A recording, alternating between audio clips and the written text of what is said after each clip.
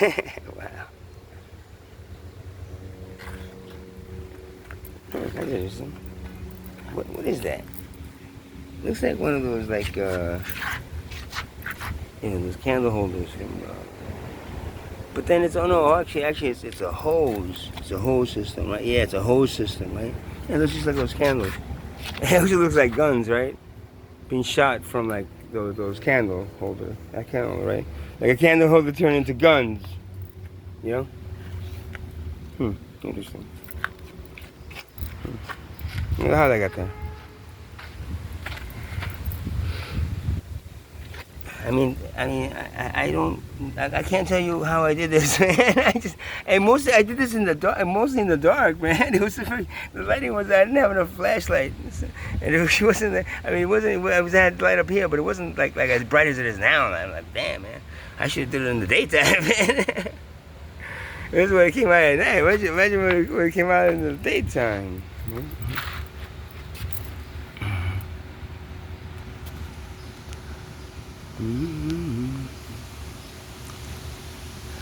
I go dancing in the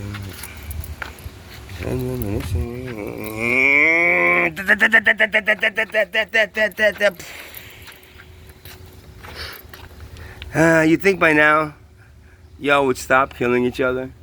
Don't you realize that one of the biggest problems with civilization and the ascension process of your souls is that you learn the really big basic one.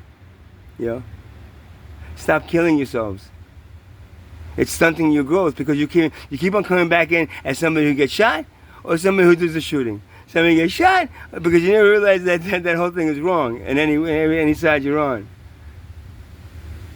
So that's to stop it, right? Instead, you keep on shooting each other, boom, boom, boom, and instead of 1 billion of you, there's 8 billion of you. I wonder why. Well, the world class needs more of you to kill each other off, so and keep you all busy, busy beavers, so that when you die, you just come right back in as a same little busy beaver for them. I swear, this thing, every time I come to it, like when I look at it, different sections of it, it turns into a whole different like lens. I mean, I see so many things, like people dancing here, over there. This guy, I didn't do any of this, man. I mean, I did it. It came out of my hands, but I didn't plan any of this, man. I mean, if you're not seeing what I'm seeing when you're doing this, okay, maybe it's just my vivid imagination. Maybe I can look into the dimensions and you can't. I don't know, maybe. One of those things. Right? One of these, I'm pretty sure one of these looks like Tommy. I think this one looks like Tommy. No. Sure. They actually don't look like, they have different versions of Tommy. Tommy and Tommy. The drums in there.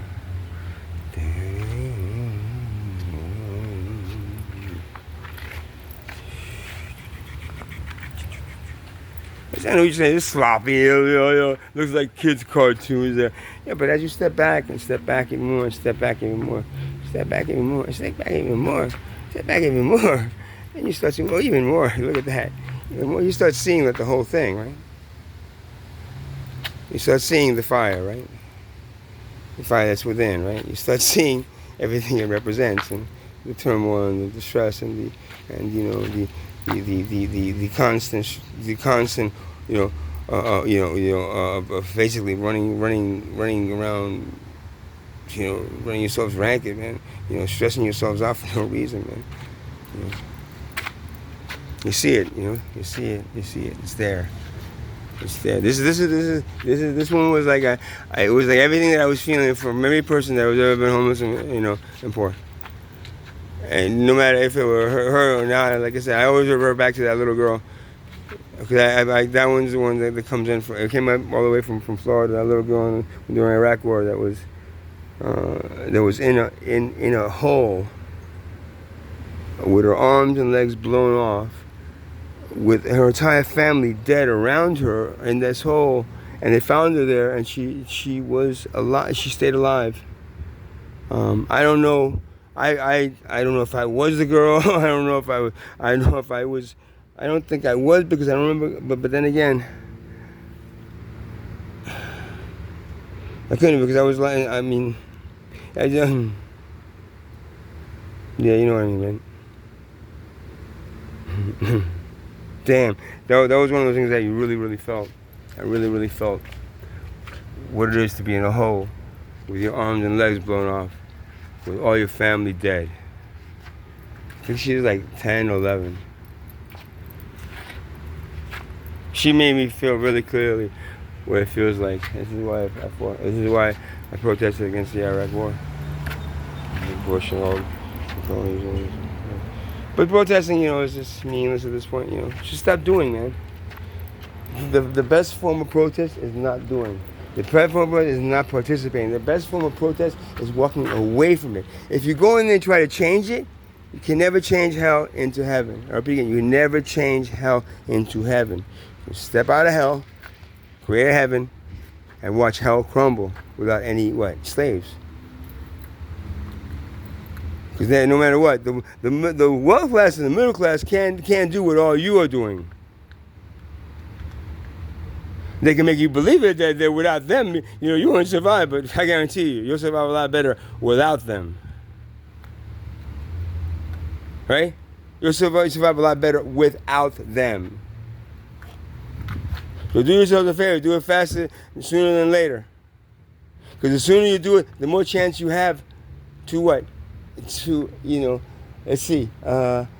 bring salvation to your dying civilization, and it is dying. I guarantee you. When it gets to this level of stressful spinning quicker and quicker and faster, when it comes to this level of accelerated accelerated, because they just want you all sweaty and fucking hot when you at the end, when they just rip your souls right out.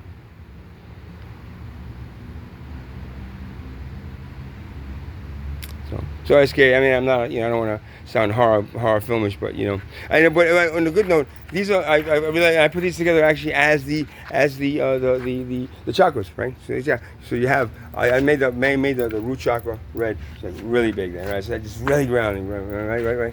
And you have the next one is the sacral, right? Reproduction,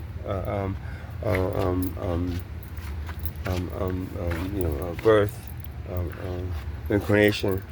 All these things, a lot of procreation.